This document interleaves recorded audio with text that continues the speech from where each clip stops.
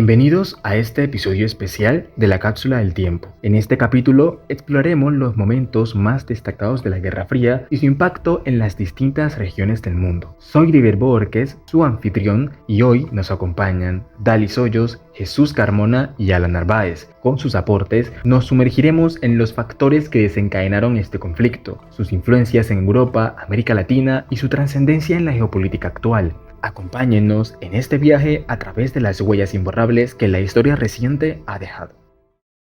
Primero que todo, hay que saber por qué empezó la Guerra Fría y por qué se llamó así. Bien, después del final de la Segunda Guerra Mundial, en 1945, la divergencia entre el sistema capitalista estadounidense y el comunista soviético, los dos principales líderes del bando ganador, contribuyó a la desconfianza mutua. Mientras que Estados Unidos abogaba por la democracia y la economía de mercado, la Unión Soviética defendía el comunismo y la planificación centralizada. En varias conferencias en las que se acordaron los términos para la ocupación de Alemania y la creación de gobiernos en Europa del Este, las diferencias en la interpretación de estos acuerdos aportaron a las tensiones. La Unión Soviética ocupó países de Europa del Este al final de la Segunda Guerra Mundial, estableciendo gobiernos prosoviéticos. Esto llevó a la creación del telón de acero, una división ideológica y física en Europa. Las distintas políticas diplomáticas, militares o propagandistas que ya aplicaron los estadounidenses, como la doctrina Truman o la OTAN, y los soviéticos, como el Pacto de Varsovia o el Muro de Berlín, sumado a una gran cantidad de guerras fuera de los territorios, impulsadas por esa lucha entre el comunismo y el capitalismo, en las que no se enfrentaban directamente, es decir, nunca se declararon la guerra. De ahí el nombre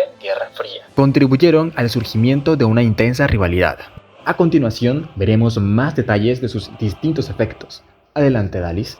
Gracias, David. Continuando con la Guerra Fría, debemos conocer sus diferentes influencias en Europa. Este fue un momento complejo que trascendió todos los límites. No solo se enfocó en ámbitos militares, sino que se extendió prácticamente a todos los aspectos de la vida, sean estos económicos, ideológicos o culturales. Además de su carácter estratégico, sus características también estaban relacionadas con las formas de conflicto social que se daban dentro de cada país. Fue como un caleidoscopio de conflictos políticos y sociales que solían utilizarse como velo para las disputas locales. Ocasionó una distorsión en la percepción de los hechos, la cual provocó exageraciones y magnificó la influencia de los opositores. Durante estos eventos, los medios se convirtieron en un actor fundamental. En esta época, la prensa fue quien predominó y estuvo encargada de informar sobre las disputas de carácter internacional. Normalmente, durante las guerras, el objetivo es desarmar y derrotar al enemigo de manera física. En el caso de la Guerra Fría, se juega con otros factores como lo son los económicos, diplomáticos, propagandísticos, psicológicos, entre otros. Desde el final de la Segunda Guerra Mundial en 1945 hasta las revoluciones de Europa del Este de 1989, Europa estaba dividida en dos bloques políticos, este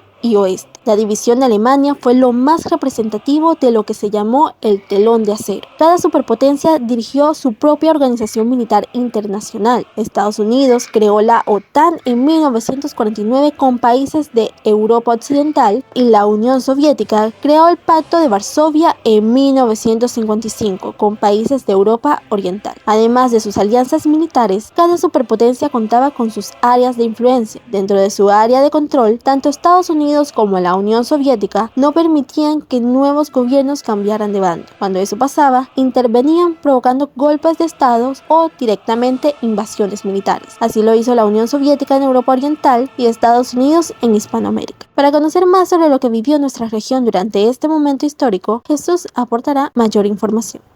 Bien, Dalis, y aterrizando sobre Latinoamérica, nos encontramos con que la región fue un escenario clave para el desarrollo de la Guerra Fría. En cada país se presentaron divisiones ideológicas dentro de la población y nacieron nuevas corrientes políticas afines a los ideales estadounidenses y soviéticos. Iniciando un breve recorrido, es pertinente referirse al panorama político de Chile en los años 70, caracterizado en primera instancia por el gobierno de Salvador Allende, cuyo objetivo principal era instaurar el régimen socialista influenciado por el argumento soviético. Sin embargo, el 11 de septiembre de 1973, las Fuerzas Armadas de Chile, encabezadas por Augusto Pinochet, propinaron un golpe de Estado contra Allende, el cual fue financiado y apoyado por el gobierno de los Estados Unidos en búsqueda de frenar la influencia de la Unión Soviética, incluso ignorando las posteriores violaciones a los derechos humanos cometidas por la dictadura militar de Pinochet. Es necesario indagar en un caso que se desarrolló de una manera bastante diferente, el cual tuvo como escenario a la Cuba comunista liderada por Fidel Castro. El 15 de octubre de 1962 se hallaron 42 misiles con ojivas atómicas tropas en el territorio instalados por la Unión Soviética, con el objetivo de disuadir a los Estados Unidos de una posible invasión, teniendo en cuenta los diversos intentos de asesinato contra Fidel Castro. El suceso fue apodado como la crisis de los misiles, que finalizó el 28 de octubre del mismo año. Sin embargo, lo que no desapareció nunca fue el régimen socialista del país, que hoy en día sigue vigente y además cuenta con el apoyo de la actual Rusia. A raíz del enfrentamiento ideológico entre Estados Unidos y la Unión Soviética, se desarrollaron diversos conflictos en el continente que ocasionaron gran cantidad de muertes y el nacimiento de dictaduras militares, como Rafael Videla en Argentina, golpe militar contra Goulart en Brasil y una junta militar que propició un golpe de Estado en Uruguay en 1973. Y justamente en esos tres casos fueron apoyadas por Estados Unidos. Para ir cerrando, continuaremos con el final de este evento de inmensas proporciones. ¿Cómo se dio fin a este conflicto? Alan, oriéntanos.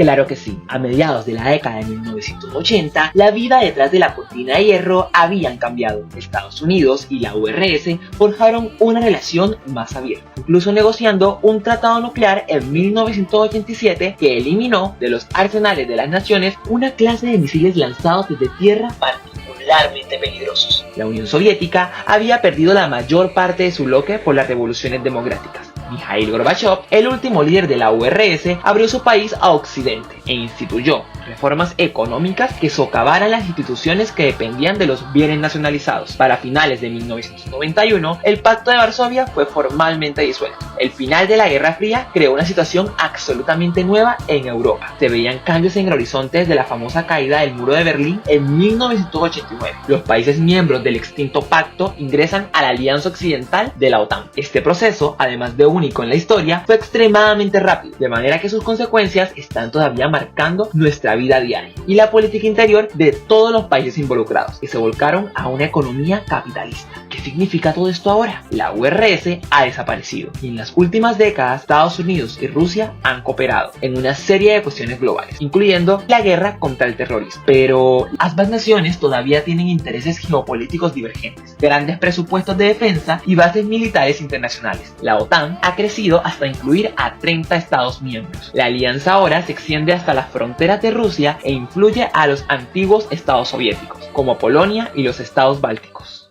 Concluimos nuestro recorrido por la Guerra Fría, un capítulo complejo que moldeó el siglo XX y sigue resonando en la geopolítica actual. Agradecimientos a Dalis, Jesús y Alan por su valiosa contribución. Recuerden, la historia nos brinda lecciones fundamentales para entender nuestro presente y construir un futuro más sólido y justo. Hasta la próxima entrega de Cápsula del Tiempo, tu podcast histórico.